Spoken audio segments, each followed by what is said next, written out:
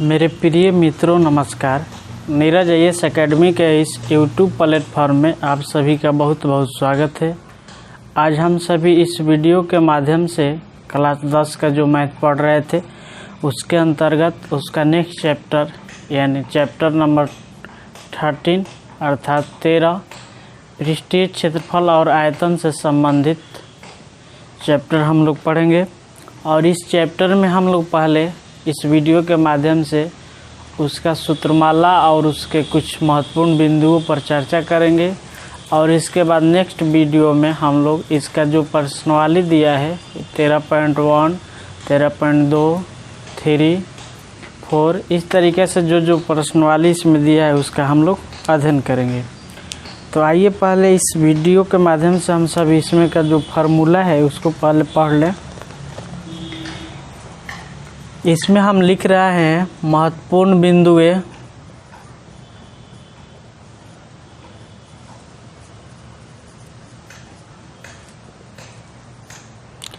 इसका हम first point में लिख रहे हैं कि हम लोग के घन से चलना है। तो हम घन लिख रहे हैं कि घन का आयतन।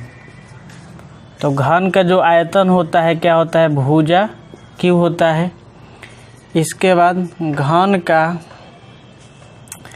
हम लोग विकर्ण निकालेंगे। तो विकर्ण बराबर क्या होता है? √3 गुना 1 भुजा होता है।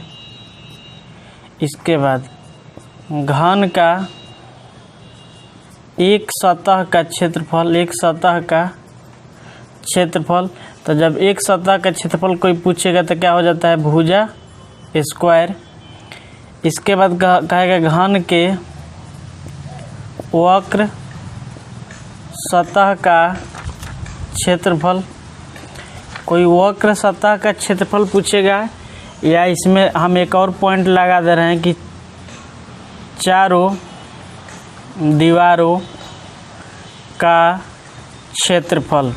तो चारों जब दीवारों का क्षेत्रफल होगा तो दोनों का फार्मूला एक होगा, 4 गुना भुजा स्क्वायर। इसके बाद इसका नेक्स्ट पॉइंट है कि घन का संपूर्ण सतह का क्षेत्रफल, तो इसका होता है 6 गुना भुजा स्क्वायर होता है। तो हम लोग के घन से संबंधित कुछ महत्वपूर्ण बिंदुओं पढ़ लिए। अब घन का फिगर बनाना है तो इसका हम नोट लिख रहे हैं। घन का सभी सतह वर्गाकार होता है। वर्गाकार होता है तो इसका अर्थ यह हो रहा है हम लोग का कि इसका जो हम लोग का आकृति बनेगा वो वर्ग से बनेगा। ध्यान से देखिए, एक हम वर्ग बना दिए और इसके बीच से हम एक और वर्ग बना दिए। और इसमें क्या करेंगे? इसको ऐसे मिला देंगे, इसको यहाँ से मिला देंगे, इसको यहाँ से मिला देंगे, यहाँ से मिला देंगे इसको। तो ये हम लोग का क्या हो जाएगा? घन हो जाएगा। अब घन जैसे आप लोग सरसों का तेल का जो टीन होता है, डिब्बा जैसा टीन, उसको देखिएगा तो उसमें थोड़ा सा लंबाई अधिक हो जाता है, लेकिन उसको हम लोग घन, या आप लोग पासा देखते होंगे लूडो वाला, उस तरीके से उसका भी हम करेंगे। तो इसमें ध्यान से देखिए कि यह जो है यह इसका किनारा है। क्या है? किनारा। और किनारा की संख्या 12 होता है। यह जो है इसका इस सतह है और सतह की संख्या 6 होता है। और यह जो है इसका कोना है और कोना की संख्या 8 होता है। अगर आप किसी बंद कमरा में रहिएगा तो बंद कमरा में रहने का अर्थ यह हो रहा है कि आप बंद कमरा में चल गए। तो बंद कमरा में जब चल जाएगा तो नीचे देखिएगा तो नीचे 4 गो कोना होगा, माने दीवार और फर्श को मिलाकर एक कोना बनेगा। तो चारों दीवार और फर्श को मिलाकर 4 कोना बना। उसी तरह 4 कोना ऊपर बना, 8 कोना। और इसके बाद 2 गो दीवार जब ज्वाइंट होता है तो उसके बीच का एक कोना होता है। तो इस तरीके से 4, तो 12 गो कोना हो गया, 12 गो किनारा हो गया। सतह जो होता है तो 6 गो होता है, माने 4 गो दीवार, एगो नीचे के फर्श, एगो छत, 6 गो हो गया। इसके बाद जो कोना होता है 8 गो होता है।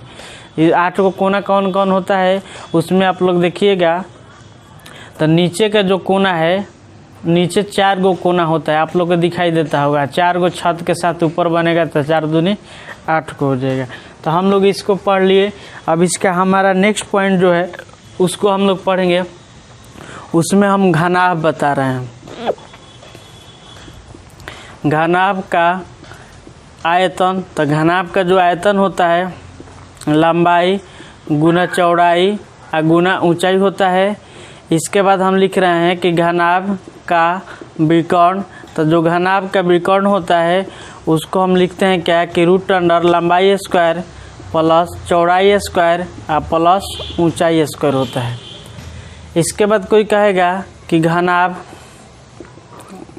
का संपूर्ण सतह का क्षेत्रफल, तो इसका क्या होता है 2 इंटू एल बी माने होता है क्या लंबाई गुना चौड़ाई आ प्लस बी एच माने चौड़ाई गुना ऊंचाई आ प्लस एल एच माने लंबाई गुना ऊंचाई हो जाता है। यहाँ पर लिख सकते हैं कि एल जो है वह लंबाई है, बी है जो चौड़ाई है और एच जो है यह क्या है ऊंचाई है। हो गया।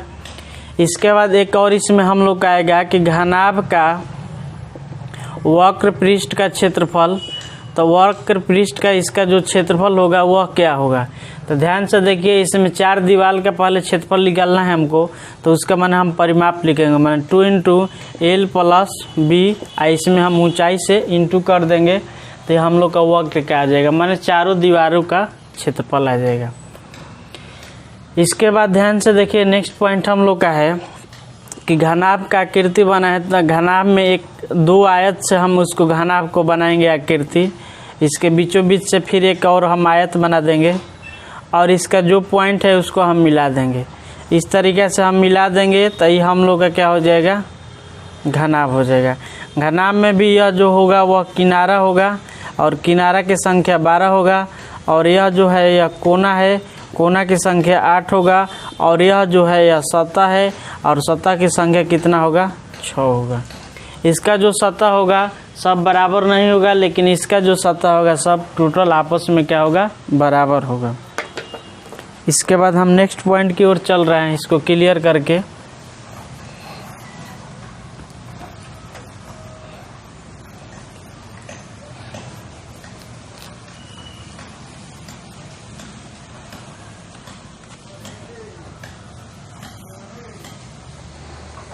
इसका जो नेक्स्ट पॉइंट हम लोग का है, इसमें हम लोग का बेलन पढ़ना है।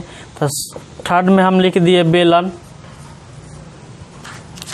तो इसमें ध्यान से देखिए, हम यहाँ पर बेलन का आयतन लिख रहे हैं। बेलन का आयतन बराबर क्या होता है पाई आर स्क्वायर एच होता है। इसके बाद बेलन का वक्र पृष्ठ का क्षेत्रफल जो होता है 2 पाई आर एच होता है। इसके बाद नेक्स्ट पॉइंट है बेलन का संपूर्ण सतह का क्षेत्रफल होता है, इसमें होता है 2 pi r square plus 2 pi r h होता है। अगर हमको बेलन का आकृति बनाना है तो आप लोग सिलेंडर देखे होंगे, गैस सिलेंडर इसी टाइप के होता है बेलन, इसके जैसा होता है। तो यह जो पॉइंट होता है यह वक्र सतह होता है, इसका वक्र सतह और वक्र सतह इसका 1 होता है। और इसका जो यह वृत्ताकार जो सतह होता है, तो यह इसमें ध्यान से देखिए कि यह एक नीचे वृत्ताकार होता है, एक ऊपर वृत्ताकार होता है। तो ध्यान से देखिए कि वक्र का हो गया 2 पाई आर एच हम कर दिए और इसमें संपूर्ण का निकालना है। तो एगो नीचे का वृत्त का क्षेत्रफल ऊपर के वृत्त का क्षेत्रफल, तो वहीं 2 पाई आर स्क्वायर हो गया। और इसका जो ये है एच होता है और ये जो है यहाँ पर पॉइंट ये आर हो जाता है। इसके बाद हम लोग का नेक्स्ट पॉइंट हम लोग पढ़ेंगे शंकु। तो शंकु का जो आयतन होता है उसको आप लोग ध्यान से देखिए कि 1/3 पाई आर स्क्वायर एच होता है। इसके बाद नेक्स्ट पॉइंट होता है शंकु का वक्र पृष्ठ का क्षेत्रफल, तो इसका होता है पाई आर एल होता है और एल का होता है इसमें R square plus H square होता है। एल जो होता है यह तिरछी ऊंचाई हो जाता है। इसके बाद हम इधर क्लियर कर रहे हैं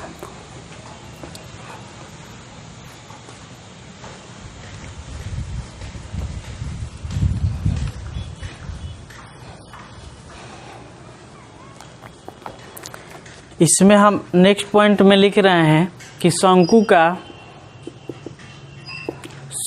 का संपूर्ण सतह का क्षेत्रफल, तो इसका क्या होगा pi r square plus pi r l होता है। इसका हम लोग शंकु बनाएंगे तो ध्यान से देखिए कि शंकु इस तरीके का बनता है।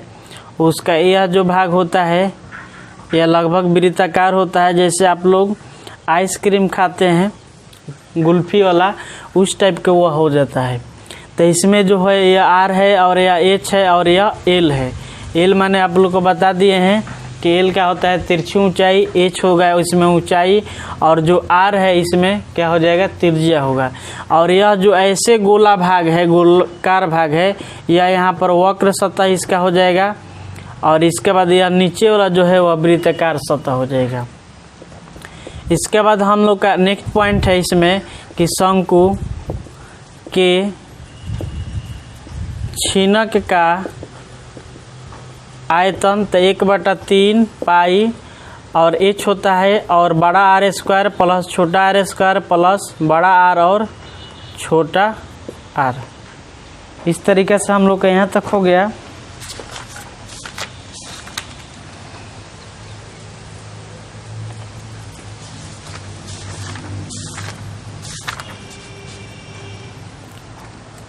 इसमें जैसे बड़ा आर छोटा आर हम लिख दिए, कहीं कहीं आप लोग जब देखिएगा बुक तो उसमें 1/3 पाई एच रहेगा, R1 square plus R2 square plus R1 into R2 इस तरीके से रहेगा। तो जो दोनों जो बात है दोनों एक है, ठीक है, इसमें कोई दिक्कत नहीं है। इसके बाद शंकु का वक्र पृष्ठ का क्षेत्रफल तो लिख रहे हैं कि शंकु का वक्र पृष्ठ का क्षेत्रफल, तो इसका शंकु का वक्र पृष्ठ का जो क्षेत्रफल होता है यह होता है पाई। हम बड़ा आर से लिख रहे हैं तो उसी तरह लिख रहे हैं कि बड़ा आर प्लस छोटा आर इंटू एल। आप लोग का अगर लिखिएगा छोटा आर तो इसमें R1 प्लस R2 हो जाएगा इंटू एल हो जाएगा। दोनों जो बात है यह एक ही है। इसके बाद हम लोग का इसको हम क्लियर कर दे रहे हैं।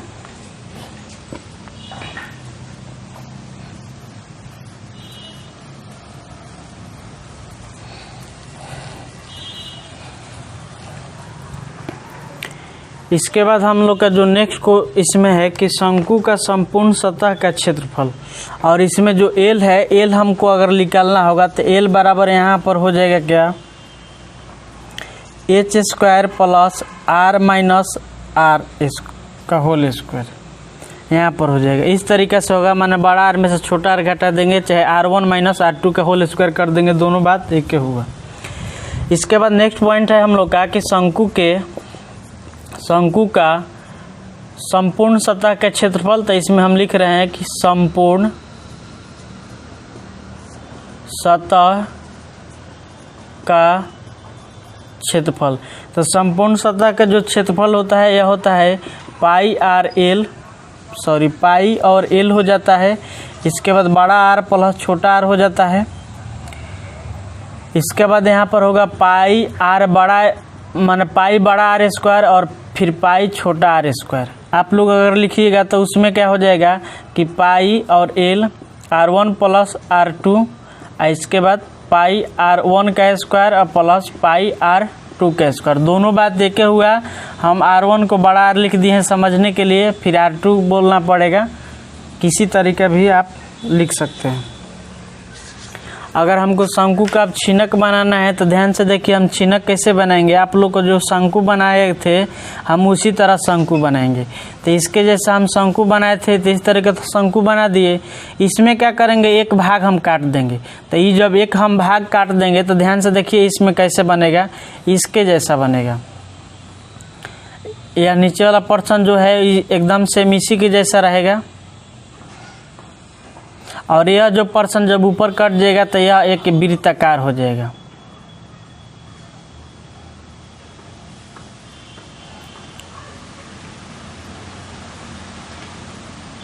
और यही जो है बड़ा आर होगा, और ये जो है यह छोटा आर होगा, और ये जो है एल होगा, और ये जो है एच होगा। ये तो शंकु का छीनक हो गया। इसके बाद हम लोग का नेक्स्ट पॉइंट है नेक्स्ट पॉइंट हम लोग को इसमें पढ़ना है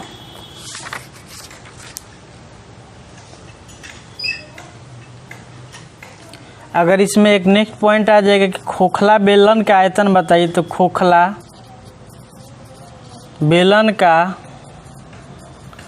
आयतन, तो इसका क्या होगा, एक बार पाई आर स्क्वायर होता है बेलन का, तो यहाँ पर भी पाई और एच हो जाएगा और बड़ा आर स्क्वायर माइनस छोटा आर स्क्वायर हो जाएगा। अब हम लोग नेक्स्ट पॉइंट में इसमें पढ़ेंगे कि इसका जो गोला है, गोला के बारे में पढ़ेंगे।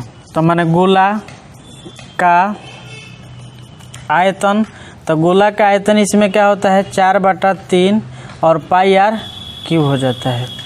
इसके बाद हम इसको क्लियर कर रहे हैं।